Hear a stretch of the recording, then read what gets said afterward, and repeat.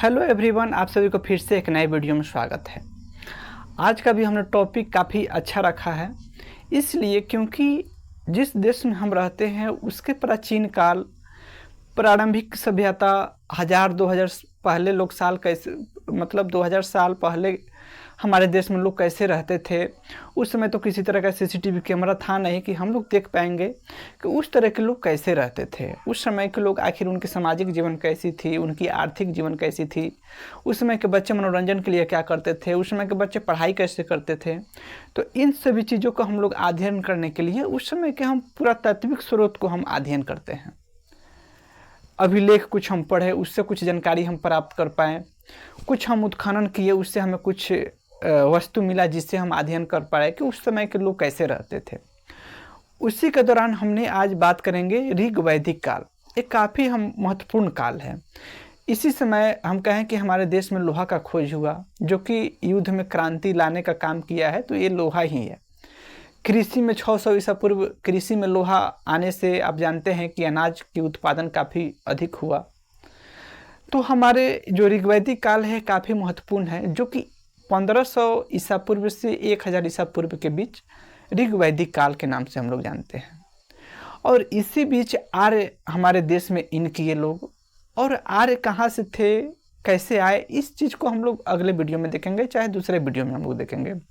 आज हम लोग देखेंगे सिर्फ कि आर्य जो है हिंदू कुश पर्वत से खैबर दर्रा से इन लोग प्रवेश किए। यानी हिंदू कुश जो पर्वत है उसी के बीच में खैबर दर्रा है। दर्रा उसको बोला जाता है जो माउंटेन पास, जो कि पर्वत के बीचों से एक रास्ता निकला होता है, उसी को हम लोग दर्रा के नाम से जानते हैं। तो खैबर दर्रा से आर्य लोग भारत में हमारे इन किए।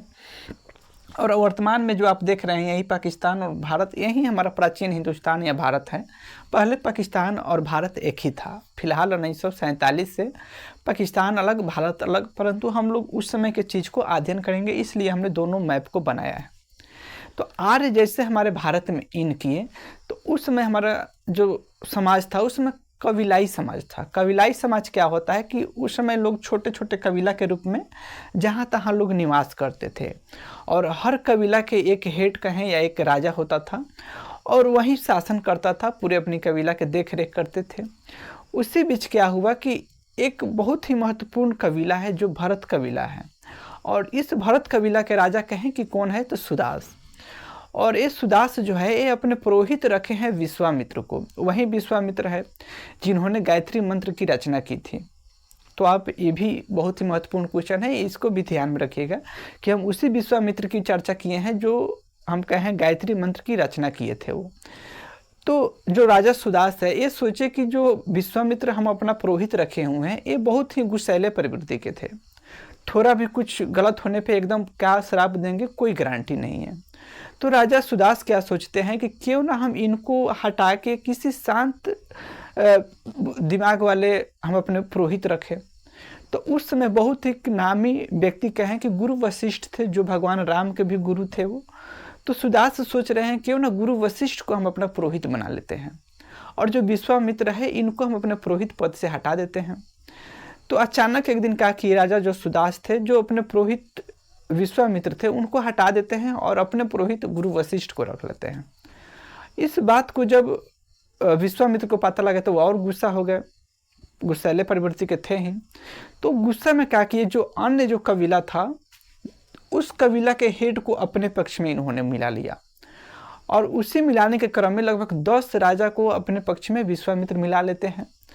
और एक जो राजा सुदास था जो भरत कबीला से संबंधित थे, ये अकेला थे, और इनके पुरोहित हम कहें गुरु वशिष्ठ थे। तो ये दोनों अकेले थे, और बाकी 10 राजा और विश्वामित्र एक तरफ थे।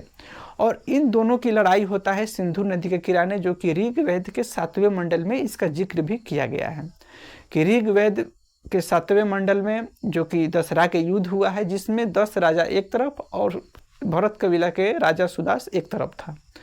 इसमें जैसे तैसे जो राजा सुदास है भरत कबीला के, वो जीत जाते हैं। जो गुरु वशिष्ठ इनको आशीर्वाद दिए, बहुत सारे इनके गुरु वशिष्ठ का भी सहयोग था, परंतु ये जीत गए।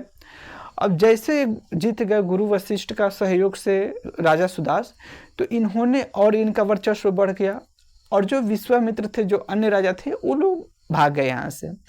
और गुरु वशिष्ठ जो है जो भरत कबीला के सुदास थे, तो इनका देखा कि जो इनका कबीला का नाम है भरत कबीला है, तो इन्होंने क्या किया गुरु वशिष्ठ कि भरत कबीला से ही नामकरण कर दिया कि भरत नहीं, आज से भारत रहेगा।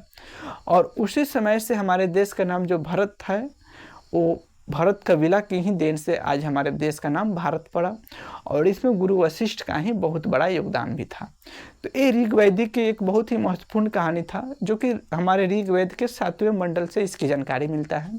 और इस जानकारी को हम भारत के प्रत्येक निवासी जितने लोग हैं उन सभी को इस चीज़ के बारे में पता भी होना चाहिए। तो हमें इस जानकारी को बताने में काफ़ी अच्छा भी लगा कि क्योंकि हम अपने बात को दूसरे व्यक्ति के पास रख पाएँ। और आप इससे क्या समझते हैं, आप अपना राय भी बताना मत भूलिएगा। आप इसके बारे में क्या सोचते हैं, क्या समझते हैं, और इसके आगे आप क्या जानना चाहते हैं वो भी आप बताना मत भूलिएगा। फिलहाल हम मिलते हैं नेक्स्ट वीडियो में। अब इनके लिए जय हिंद, जय भारत।